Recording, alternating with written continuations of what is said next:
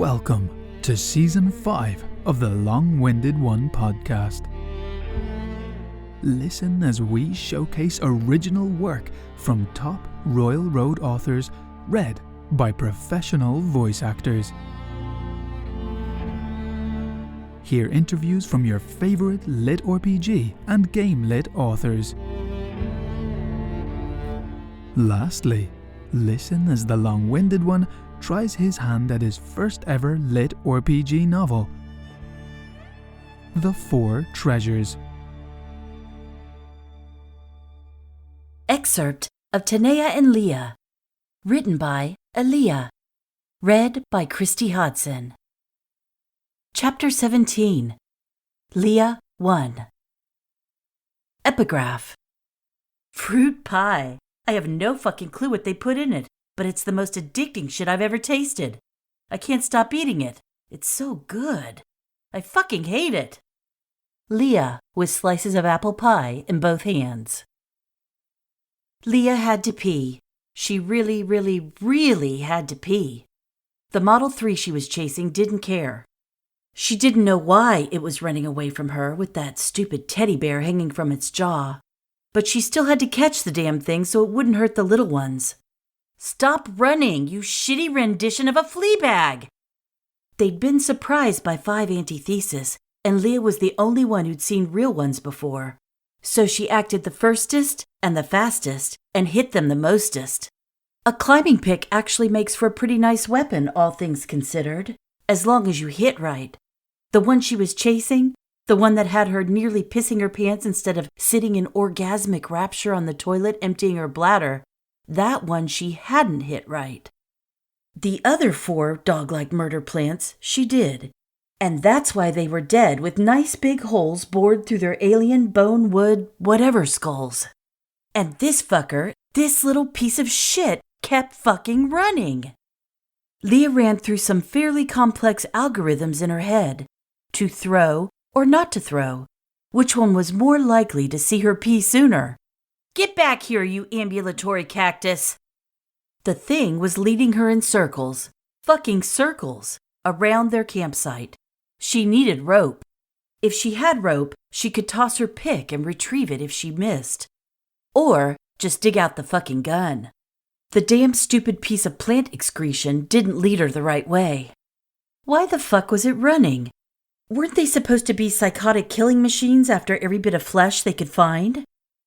After the 5th circle, it dawned on her. She'd hit it across the top of its head, and from the way it looked, ruined its hearing. It was running exactly along the tracks she'd left during the last few circles. Of fucking course, it was chasing her while she was chasing it. It just didn't realize she was right behind it, barely keeping pace, because it couldn't hear her stomping after it. Muttering curses, she slowed at the next big tree and thought for a moment how she might best attack it on the next pass. Climb the tree and jump? There were some lower branches she could easily pull herself onto. After the one attempt nearly ended with peeing herself as she put pressure on her bladder, she just stayed at the bottom and peeked around the tree, to where she knew the murderous weed fuck would appear. Still grumbling deprecations and shifting uncomfortably, she finally spotted the beast, sniffing the ground, with its nose towards her hiding place. As with the first 4 antitheses, she held the ice pick with both hands and focused on the right spot on its head, where she'd guide the point through from above so that it would impale its brain. When it finally saw her, it changed course and jumped directly at her.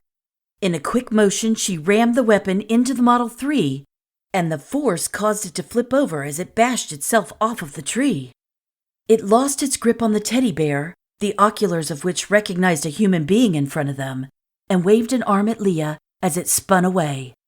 Leah waved back. The antithesis also sailed past Leah and crashed a few steps away. She hurried to rip the pick out and drove the spike into its head one more time, killing the damn piece of mulch for good. Then she took off running through the middle of the camp, whining slightly under her breath with that tension all children are so familiar with, while the other adult and the 3 children they'd been taking care of during this hike were still hiding up in a tree. When the woman saw her and opened her mouth, Leah yelled, "Toilet!" and kept running through the camp. She tore open the door of the potty, dropped her pants, and squatted down. Pure bliss. Relaxation. Blackness. Vertigo. A splitting headache and a hot poker through her hindbrain. Leah cried out in a sudden shock, confused and panicked. Almost instantly, the pain, blindness, and heavy wooziness was gone again, and she heard a polite little girl's voice chime through her mind. System initialized. Congratulations! Through your actions, you have proven yourself worthy of becoming one of the Vanguard, a defender of humanity.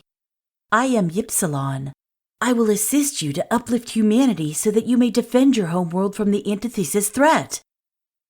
Rise, Leah Never Straight, and become a protector of the weak. Still holding her head, Leah barely kept her peeing balance as she gave a bewildered, Huh? Hello, my name is Ypsilon. I think I'll shut up until you're done. I'm very polite after all. What? It took her a second to catch up. Leah wasn't slow or dumb. She'd always been a quick study. Very quick. She found herself laughing her ass off, urinating in a rickety bathroom stall in the middle of a forest, with a voice in her head and a message she'd heard of before. She was a samurai now. In a fucking toilet. Who the fuck would become a samurai while nearly pissing themselves? 3 months later, Leah was back in New Montreal when the incursion happened. She didn't have many points and stuck to protecting a few children hiding in a smaller shelter. They were on the very outskirts of the invasion and didn't see much action. She'd spent the very few hundred points from that, from the initialization freebie, and from the daily allowance, on a cybernetic eye to replace one of the two she'd lost to an ambushing Model 4, a cheap AUG that was at least more reliable than her own, and a few weapons, enough to keep herself and her charges safe. But she really wasn't making much progress. Just enough for some to realize that she'd become a samurai. Just enough for the wrong sort of people to notice. The day that she and the children finally left the shelter and Leah entered her home again, alone, a taser caught her by surprise. Only a split second later, just one panic beat of her heart, blackness took her with the sting of a needle in the nape of her neck. This has been Tinea and Leah, written by Leah, read by Christy Hodson, produced for Season 5 of the Long-Winded One podcast.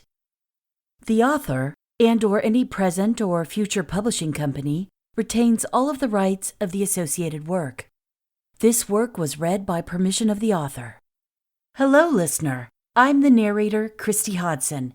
If you enjoy my voice, I invite you to visit my website and leave a comment. Or you can find more information about how to reach me and my recent narration projects at christyhodson.com. That's CHRISTYHODSON.com. Also, when you search by my name, you can hear more of my voice on the books I've narrated for Amazon's Audible book platform. Looking for a smooth voice to fit your project? The possibilities are endless. Thank you for joining us down this Lit RPG deep dive. Please consider giving us a review on Apple Podcasts and visit us over at longwinded.one, where you can see past episodes and find all of our socials, even our new Discord server. We hope you enjoy.